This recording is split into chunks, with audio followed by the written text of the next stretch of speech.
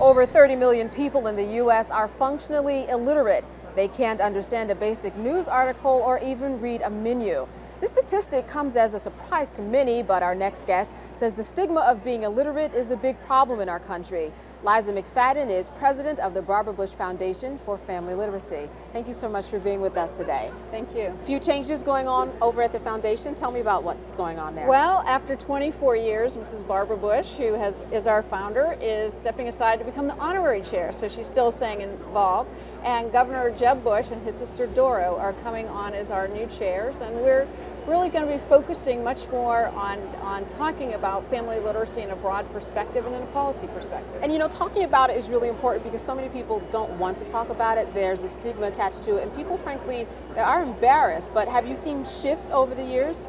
Well, the people are embarrassed, and you know, I feel like you can go to a cocktail party as a mom, and it's easier to talk about, perhaps because Komen has done such a great job, about the fact that maybe you've gone through breast cancer treatment, rather than to admit that you don't have a high school diploma. And so we are really out there to say to moms, look, you are the most important decision maker in your child's education, and so you need to talk about education and be a part of that. One of the changes that you're making is addressing the illiteracy issue in terms of a whole family approach. If there's a mother, father, and children who need help, you have a program where they can manage and become better at reading. How does that work? Absolutely. We've started 1,200 family literacy programs across the United States where moms or dads can, without a high school diploma, whether they want to work on English as a second language or basic literacy skills, can come to school every day of the week with their child so that they earn their high school diploma and their child is starting kindergarten on par with their peers,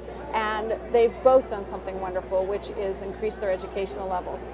Absolutely. I'm sure that there's a big turnaround that you've seen in the number of people. Is there one story that you can share with us specifically?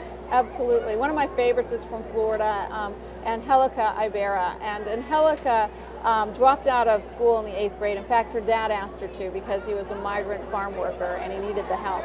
And after she had her kids, she decided she was going to go back and get her GED and go on to college. And the really cool thing is she started working in a family literacy program and then came to us and said, I want to start a family literacy program in Plant City where I grew up because I want those moms and kids to have that opportunity to go back to school and change their lives the way I did. And so now, 2 years ago, she opened that program for us, and it had one of the highest results in the nation, and it's because she cares and she's making a difference. So I can't tell you how many of those great stories are out there of moms who go back to school and do whatever it is that they had aspired to do. That's amazing. And you can really see change in a short period of time for anybody who's out there and feels like, oh, I can't make any progress, I'm too old to do it. You know what's amazing? The average gain in our programs is a year and a half in 9 months' time, which means when parents go back to school, they are committed.